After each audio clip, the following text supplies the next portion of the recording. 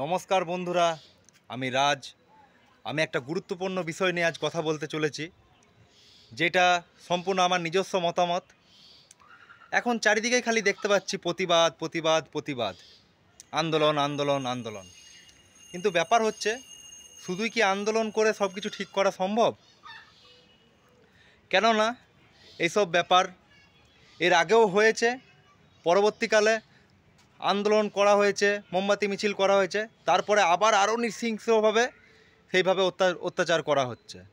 এরপরে হয়তো আরও হবে, আরও অ্যাডভান্স লেভেলে। যেমন যুগে যুগে অসুররা ছিল, বিভিন্ন রূপে বিভিন্ন শক্তি নিয়ে অসুররা জন্ম নিত। তাদেরকে বধ করার জন্য দেবতা বা দেবী বিভিন্ন রকম অ্যাডভান্স শক্তি নিয়ে জন্ম নিত। এক একটা অসুরকে এক একভাবে বধ করা হতো। যেমন মধুকৈটব, তাকে মায়ার জালে আবদ্ধ করে নারায়ণের মাধ্যমে বধ করা হয়। এর পরবর্তীকালে মহিষাসুরকে বিভিন্নভাবে কোনো দেবতা পেরে ওঠেনি, সে নারী হাতে বধ হয়েছে। দুর্গাকে 10টা হাত নিতে হয়েছে, পৌরাণাতে আবার সহস্রভুজা বলা হয়, মানে 1000 হাত। তো আমরা দশভুজারই পুজো করি।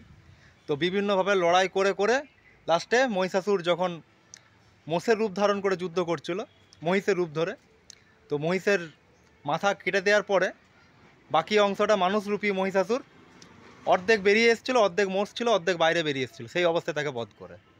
তারপর হচ্ছে রক্তবীজ, যার এক ফোঁটা রক্ত মাটিতে পড়ে গেলে আবার রক্তবীজ সৃষ্টি হতো। তাকেও মা কালী পুরো মুখের মধ্যে সমস্ত রক্ত খেয়ে নিয়ে বধ করেছে। তেমনি মানুষকে প্রতিবাদ আন্দোলন এরকম না করে পুরো সিস্টেমটাকে চেঞ্জ করতে হবে। তবে চেঞ্জ হয়ে গেলে তবে অনেকটা মনে হয় এইসব অসুররা শায়েস্তা হবে। এক হচ্ছে আমাদের সংবিধান, যেটা সংবিধানটা খুবই মানে, আমি সংবিধানের বিরুদ্ধে যাচ্ছি না, কিন্তু কিছু কিছু মানে পুরনো এটা হয়েছে না, যেমন মোবাইল আগে কিপ্যাড ছিল, এখন একদম যেমন অ্যান্ড্রয়েড সেট ব্যবহার করছে, স্মার্টফোন ব্যবহার করছে।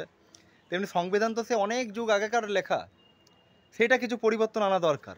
আইন শাস্তি এগুলো পরিবর্তন দরকার, নাহলে কোনো কিছুই প্রতিবাদ করে ঠিকঠাক করা সম্ভব নয়। তারপর হচ্ছে আমাদের সিস্টেমটা বদলাতে হবে। কিভাবে?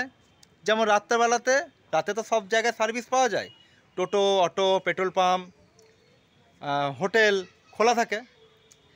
তো সমস্ত কিছু নাইট শিফট, প্রচুর পরিমাণে মেয়ে দেওয়া হবে, মানে আইন করে করা হবে যে হ্যাঁ, রাত্রেবেলা কোনো ছেলে টোটোওয়ালা থাকবে না, সব মেয়ে, ট্যাক্সিওয়ালা মেয়ে, রাতের হোটেল সব মেয়ে, প্রত্যেকটা স্টাফ মেয়ে।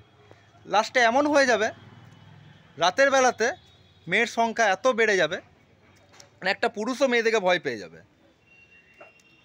যেদিকে তাকাবো শুধু মেয়ে, শুধু মেয়ে, শুধু মেয়ে। তখন কোনো মেয়ে একা নির্যাতিত হবে না, মনে হয় আমার মতে অনেকটা কমে যাবে। তারপর হচ্ছে সেলফ ডিফেন্স, এটা তো শিখতেই হবে। যেমন আগেকার যেমন দুর্গা কালী এরা যেমন ছিল, এগুলো তো শিখতে হবে। মানুষকে বিভিন্ন রকমভাবে লড়াই করাটা শিখতে হবে, কিন্তু হ্যাঁ, ক্ষমতার অপপ্রয়োগ করা চলবে না। তো আমার মতে এইটাই, শুধু প্রতিবাদ করে আন্দোলন করে হবে না, পুরো সিস্টেমটাকে চেঞ্জ করতে হবে, তবেই না সব কিছু ঠিকঠাক হবে।